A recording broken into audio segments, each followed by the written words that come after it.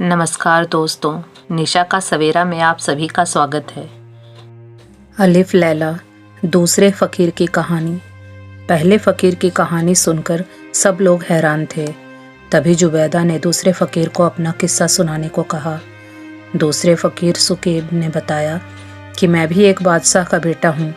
बचपन से ही मैं पढ़ने में अच्छा था, इसलिए कई शिक्षक मुझे घर में ही पढ़ाने आते थे। बहुत कम उम्र में मैंने सारे धर्म की किताबों में जो भी लिखा था उसे याद कर लिया था। मेरे दिमाग और ज्ञान की वजह से मुझे सभी पसंद करते थे। गणित, इतिहास जैसे सभी विषयों पर मेरी अच्छी पकड़ थी।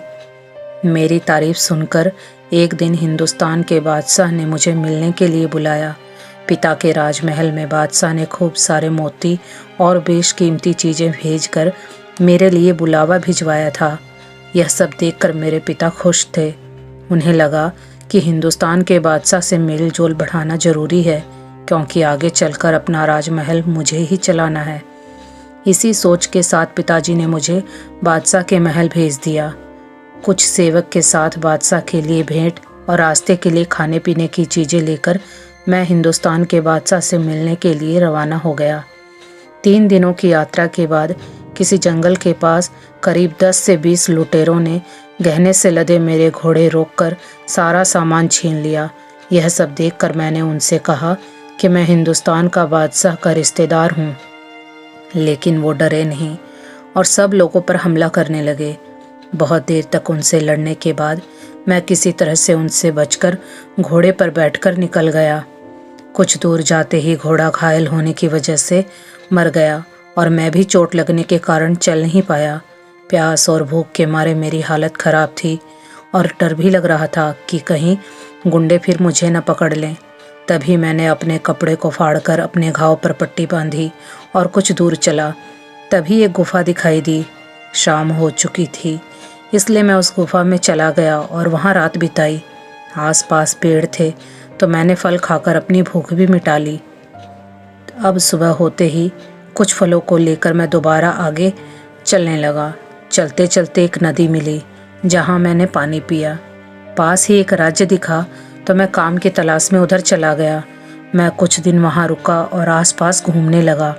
मेरे पाँव फटे हुए थे, बाल व दाढ़ी बढ़ गई थी और कपड़े गंदे होने के साथ ही फट गए थे। सब ने मुझे फ़कीर समझकर कुछ खाने को दे दिया। 1-2 दिन बाद मैं एक सरकारी क्लर्क के पास गया और कहा कि मैं आपके हिसाब किताब के काम में मदद कर सकता हूँ। जब सरकारी क्लर्क ने मुझसे मेरे बारे में पूछा तो मैंने सब कुछ बता दिया। यह सुनकर वह बहुत डर गया और उसने कहा कि भले ही तुमने मुझे सच बता दिया हो, लेकिन इसके बारे में किसी और को बिल्कुल मत बताना। तुम बादशाह के पास नहीं पहुँचे थे, इसलिए अब वो तुम्हारा और तुम्हारे पिता का दुश्मन बन गया है। इस राज्य में सभी लोग बादशाह को खूब मानते हैं और उनके लिए कुछ भी कर सकते हैं। अगर किसी को पता चला कि तुम सुकेब हो जिसे बादशाह ने बुलाया था और तुम वहाँ गए नहीं, तो वो तुम्हें छोड़ेंगे नहीं। मैंने उस व्यक्ति का धन्यवाद करते हुए कहा कि मैं अपने बारे में अब किसी को भी नहीं बताऊंगा। मुझे भूखा और थका हुआ देखकर उसने कुछ खाने को दिया और कुछ देर आराम करने के लिए जगह दी। अच्छे से आराम करने के बाद उसने मुझसे पूछा कि तुम क्या क्या काम में आता है। तब मैंने उसे अपने सारे कौशल और विद्या के बारे में बता दिया। यह सब सुनकर उसने कहा कि ऐसी विद्या और कौशल का मुझे कोई काम नहीं है। हाँ, तुम दिखने में हट्टे कट्टे लगते हो तो तुम जंगल में जाकर लकड़ियाँ ला सकते हो, जिसका बाजार में अच्छा दाम मिलेगा। मुझे लकड़ी काटने का काम नहीं आता था, लेकिन जिंदा रहने के लिए कुछ काम करना जरूरी था। मैं काम के लिए तैयार हो गया। उसने मुझे कुल्हाड़ी व रस्सी देकर जंगल जाने को कहा और कुछ लकड़हारों से मुलाकात करवा दी। मैं रोज लकड़हारों के साथ जंगल लकड़ियाँ काटने के लिए जाता और उसे लाकर शहर में बेच देता था। हर बार लकड़ी बेचने पर मुझे स्वर्ण मुद्रा मिलती थी। कुछ समय बाद मेरे पास बहुत सारे सोने के सिक्के हो गए। उसके बाद मैंने उस सरकारी क्लर्क के पास जाकर सही राह दिखाने के लिए सोने के सिक्के दे दिए।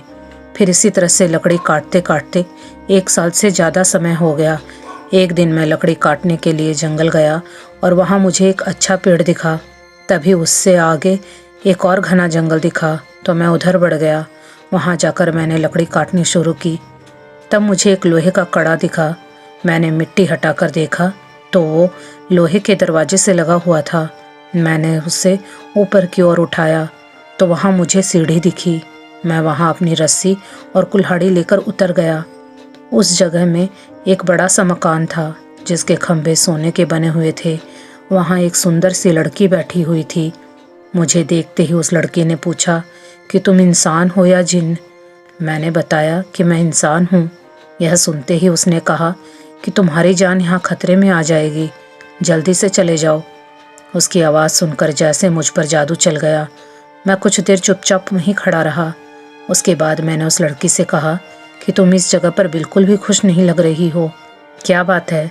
मेरी बात सुनकर उसने कहा कि यह जादुई जगह है और यहाँ सारी सुख सुविधा है, लेकिन मुझे यह जगह बिल्कुल अच्छी नहीं लगती। फिर मैंने उससे पूछा कि वो यहाँ कैसे पहुँची। उसने बताया कि वो आबनूस द्वीपों के बादशाह अबू तैमुरस की बेटी है। मेरे पिता ने मेरी शादी एक राजकुमार से कराई थी। जब मैं उसके साथ शादी के बाद घर जा रही थी तभी एक जिन्न मुझे रास्ते में उठाकर यहाँ लेकर आ गया। वो हर 10 दिन में यहाँ आता है और मुझे उसकी सेवा करनी होती है। इतना सब बताने के बाद उसने मुझे अच्छा खाना खिलाया और आराम करने को कहा। कुछ देर बाद मैंने उस लड़की से कहा कि अगर वो खुश नहीं है तो उसे मेरे साथ बाहर चलना चाहिए। तब उस युवती ने कहा कि देखो, मैं यहाँ से बाहर आ गई तो जिन मुझे मार डालेगा। अगर तुम चाहो तो यहाँ जिन के जाने के बाद आ सकते हो। वो हर 10 दिन में यहाँ आता है, तुम बाकी के 9 दिन इस गुफा में आ सकते हो। यह सुनकर मैं खुश हो गया और नहाने के लिए बाथरूम में चला गया। फिर लड़की ने मुझे शाही कपड़े पहनने के लिए दिए। मैंने उसके साथ पूरा एक दिन बिताया। इस बीच मुझे उस लड़की से लगाव हो गया, जिस वजह से मैं उससे गुफा के बाहर चलने की जिद करता रहा। उसने दोबारा मना करते हुए बताया कि वो जिन बहुत ताकतवर है और यहाँ उसने एक लैंप रखा है जिसे छूने पर वह जिन आ जाता है। लड़की बात पूरी सुने बिना ही मैंने गुस्से में वो लैंप छू दिया और मैं जिन को मारने की योजना बनाने लगा। उसे छूते ही भूकंप आने लगा और वहाँ अंधेरा छा गया। उस युवती ने मुझे समझाकर वहाँ से बाहर जाने को कहा। इधर मैं डरकर बाहर उस सीढ़ी में पहुँच गया जहाँ से अंदर आया था। उधर वह जिन अंदर पहुँच गया। उसने लड़की से पूछा कि उसने लैंप छूकर उसे क्यों बुलाया। तभी जिन ने वहाँ मेरी कुल्हाड़ी और रस्सी देख ली जिसे मैं हड़बड़ाहट में अंदर ही छोड़ आया था। तभी मैं डर कर वहाँ से भागा और उसी कलर के पास पहुँच गया जिन्होंने मुझे लकड़ी काटने का काम दिया था। वह मुझे देखकर खुश हो गया और पूछा कि मैं पूरा एक दिन कहाँ था। मैं डरा हुआ था इसलिए मैंने उन्हें कुछ नहीं बताया। मैं नहाया और खाना खाकर सो गया। कुछ देर बाद एक व्यक्ति उस कलर के घर मेरी कुल्हाड़ी और रस्सी लेकर पहुंचा। मैं समझ गया कि यह वही जिन है, लेकिन सच जानने के लिए अपना रूप बदल कर आया है। डर के मारे कुछ ही देर में मैं बेहोश हो गया और वो मुझे बेहोशी की हालत में ही उठाकर अपने साथ लेकर एक पहाड़ में चला गया। तभी मुझे होश आया और मैं खुद को इतनी ऊंचाई में देख कर डर गया। तभी उस जिन ने एक पैर मारा और मैं उसी घर में पहुंच गया जहां वह युवती थी। मैंने वहां देखा कि वो लड़की जमीन पर गिरी हुई है और दर्द के मारे रो रही थी। तभी जिन ने मुझे कहा कि तू यहीं आया था ना, अब मैं तुझे मार डालूंगा।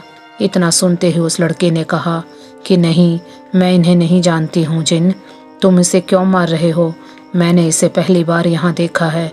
यह सुनकर जिन को और गुस्सा आया और उसने लड़की के हाथ में मेरी कुल्हाड़ी देकर कहा कि तू इसे नहीं जानती है, इसलिए अब तू ही इसे जान से मारेगी। लड़की ने मुझे मारने से मना कर दिया, जिससे जिन का शक यकीन में बदल गया। जिन ने कहा कि अब तू इसे जानती ही नहीं है तो इसे मार क्यों नहीं देती। इसके बाद जिन ने मुझसे कहा कि अगर तू इस लड़की को नहीं पहचानता है तो कुल्हाड़ी उठाकर इसे मार दे। मैं परेशान हो गया और तभी युवती ने मेरी तरफ इशारा करके कहा कि मुझे मार कर अपनी जान बचा लो, वैसे भी यह जिन मुझे मार ही डालेगा। लड़की का इशारा मिलने के बाद भी मैं उसे मार नहीं पाया। मेरे मन में हुआ कि मेरी वजह से ही यह इतनी परेशानी में घिर गई है और मैं ही इसे मार दूं, यह तो पाप होगा। उसके बाद मैंने जिन से कहा कि मैं किसी भी स्त्री पर हाथ नहीं उठाता हूँ। तुम मुझे किसी को जान से मारने के लिए कह रहे हो, यह मैं बिल्कुल नहीं करूँगा। तुमने इसका वैसे ही बुरा हाल कर रखा है। और यह तुम्हारी स्त्री है, तो इसके साथ जो भी करना है तुम करो, मुझे इन सब से दूर ही रखो। जिन्न गुस्से में बोला कि तुम दोनों को पता नहीं है कि मैं कितना शक्तिशाली हूँ। ऐसा कहते ही उसने लड़की के दोनों हाथ काट दिए। वो लड़की ज़मीन में गिर गई और मैं भी बेहोश हो गया। जब मुझे होश आया तो जिन्न ने कहा, इस लड़की को मैंने धोखे की सज़ा दे दी है, लेकिन मुझे यह नहीं पता कि हाँ तुम ही आए थे या कोई दूसरा। इसी वजह से मैं तुम्हें जान से नहीं मारूंगा, लेकिन तुम्हें इंसान भी रहने नहीं दूंगा। जादू से अभी जानवर बना दूंगा। बताओ तुम्हें कौन सा जानवर बनना पसंद है। तब मैंने उनसे कहा कि मुझ पर दया करो और जानवर न बनाओ। यह सुनकर जिन्न ने बताया कि यह उसकी दुनिया का नियम है, इसलिए वो मुझे जानवर जरूर बनाएगा।